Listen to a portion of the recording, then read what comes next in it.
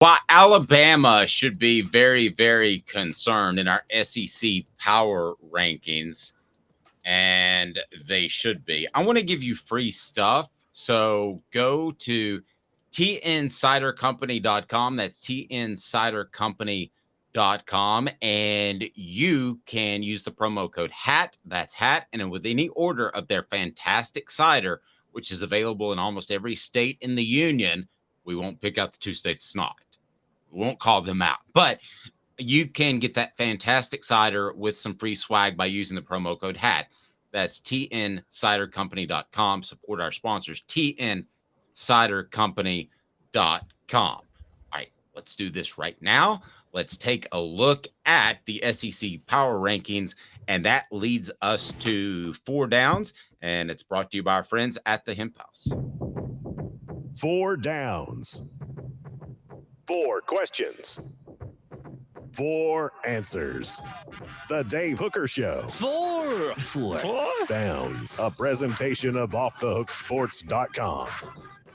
The premier hemp dispensary online with a wide variety, great selection, and strict standards to ensure that you get the best in quality CBD or Delta products. Go to Hemp House Chat. That's 2 T's, hemphousechat.com. Check them out. You will be glad that you did. Know what you're consuming is absolutely highly tested and safe. So that is hemphousechat.com.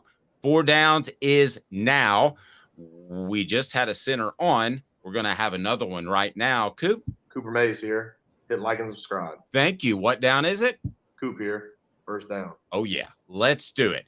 Is the Alabama run over? And if so, how over? May I answer this one first to kind of set it up, Caleb? I usually throw it to you. Sure, go ahead. Okay. I think that the way they got pushed around by Texas, especially late in the game when they could have gotten back in that game and they got pushed around, I think it's over. And by over, I don't want to overreact to one game. I'm reacting to the past season and a half when I think they've looked very vulnerable. So over to me meant last year winning multiple championships. But over means Nick Saban ever winning another championship. Just one, which is very different, Caleb. I think it's over. I don't think Nick Saban wins another championship at the University of Alabama. It's not over. Look, yeah. Alabama, we knew this was going to be a problem for them going into this year because they had vulnerabilities last year that Bryce Young covered for. And we know that Jalen Milroe is an awful quarterback. Let's just get this out of the way. He's horrible. Okay. And I can't believe anybody believed in him because of what they did to MTSU. So I understand those points. Dave, they just had the number 1 recruiting class in the country in 2023. May have been the best recruiting class of all time this past year. They got the number 4 recruiting class next year. They're going to reload around the quarterback like they used to be. Nick Saban just missed on some guys on the recruiting trail the last few years at those positions. He's going to get it right. They got another national title in them. And I think that, again, I can't imagine they're going to be stuck with bad quarterback play after this year. There's somebody that's good that's going to hit the transfer portal and want to go to Alabama, realizing how bad that QB room is. Yep. I can roll with that, but Nick Saban's not getting any younger, by the way. And in the SEC power rankings, you have Georgia number 1. You say almost by default, and I can roll with that. Before we get to second down, you still have Alabama number 2, Ole Miss number 3, Auburn number 4. So I find that interesting. I want to go through the rest of the list as we go on, but I know where you stand. I'm going to tell you where I stand. What down, Coop? Cooper Mays here. Second down. Who's the second best team in the SEC? I mean, you obviously have Alabama, and that is after the Texas loss a little surprising to me that you have Alabama at number 2. Do you truly believe they're the second best team in the SEC? If Alabama played any team other than Georgia on a neutral field right now in the SEC, which SEC team would be favored over them? If Alabama played Georgia? No, outside of Georgia. Name an SEC team that would be favored over Alabama on a neutral field. Because I don't think anybody would. Nobody. Yeah, so that's why they're the second best team in the SEC still right now. And by the way, we keep bringing this up.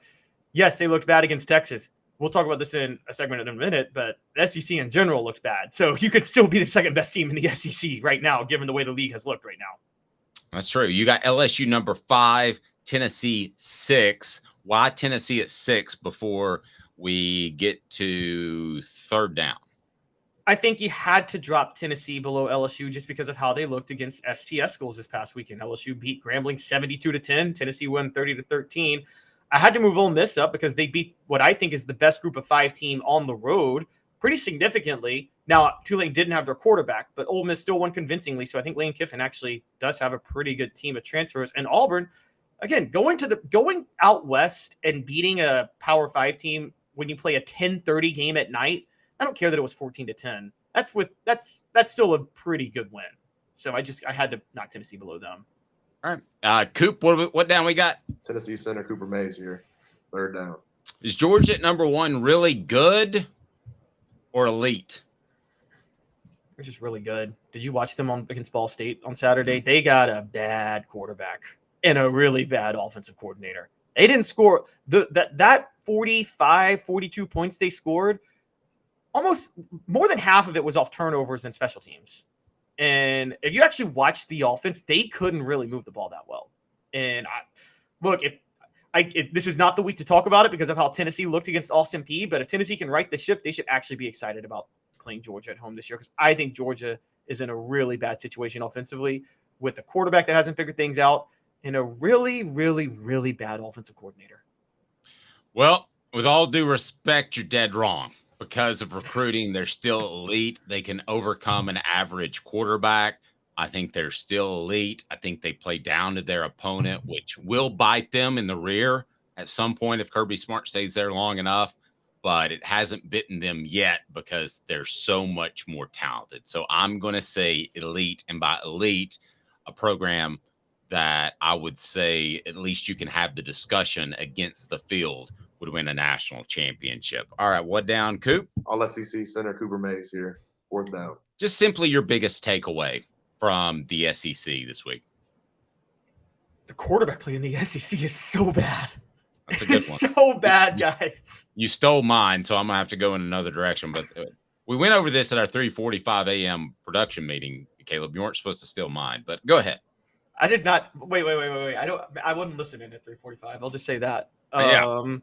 I was still drunk out of anger from the Titans losing yesterday. We don't have to talk about that. Kidding, guys. Don't. But yes, I just think the quarterback play.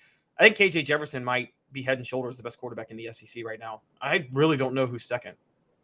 That's a good one. My biggest takeaway, I'll go back to this, and that is that Alabama got pushed around in the clutch.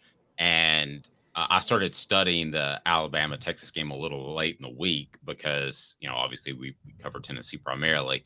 And I thought that Texas's defensive line could give them a hard time. I did not think that they would win on both sides of the ball. So that would be my biggest takeaway. And the rest of the teams in the SEC power rankings on offthehooksports.com, if you want to run those down.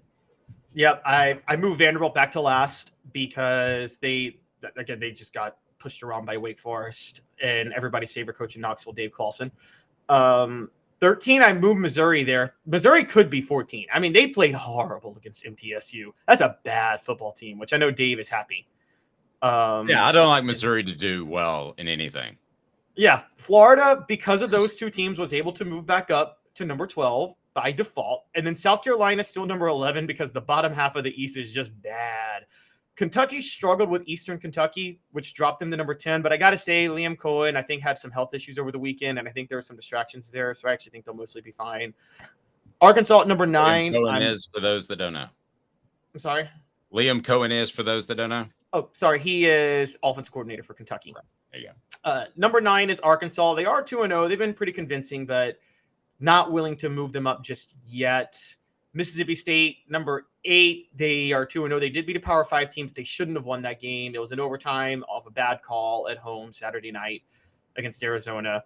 And Texas A&M, number 7. Look, I know the wheels are going to come off Jimbo Fisher. The hot seat talk for this year has begun with Jimbo Fisher, but I still think I would still pick them over. At this moment, they'd be favored over Mississippi State or Arkansas or Kentucky. At this moment.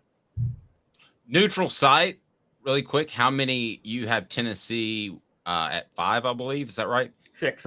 6, I'm sorry. Neutral site, are they a favorite over any of those 5 above them because of what we have seen? In all fairness to Caleb, his power rankings came out before the Vegas 8.5 favorites versus Florida. Would they be a favorite at a neutral site game if they were holding something in Mercedes-Benz against those 5 teams ahead of them? I think you might see them be favored over Auburn or Ole Miss. I don't think you'd see them favored over LSU, and I'm certain you wouldn't see them favored over Alabama or Georgia. So, but I would say Auburn and Ole Miss, but I can't ignore what Auburn and Ole Miss did over the weekend. I couldn't ignore that and look past it. Nice comment by Rocky Top Tom. I can't believe Texas went into Tuscaloosa and beat Alabama like a thief. That was a shock. I've never heard that before, beaten like a thief. Have you heard that before? Never heard that one ever.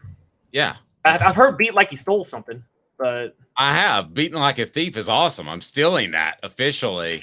Or beaten like Jalen McCullough beat a trespasser. It could be that as well. Or like Alvin Kamara in an elevator, who was at the game on Saturday. Oh, it's brutal.